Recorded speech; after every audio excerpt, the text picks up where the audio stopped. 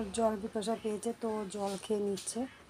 ওকে আমি বিস্কুট দিয়েছি, এখন জলগুলো খাচ্ছে। প্রচুর গলা শুকিয়েছে তো এখন এই বিস্কুটটা খেয়ে নিচ্ছে। এইবার বালতির থেকে এখান থেকে জল খাচ্ছে। এখন কি করবে, প্রচণ্ড মনে হয় গলা শুকিয়ে গেছে। পুরো এক বালতি জলের মধ্যে মুখ ঢুকিয়ে জল খেয়ে নিল। তো এখন চলে যাচ্ছে, কোথায় চলে যাচ্ছে দেখুন।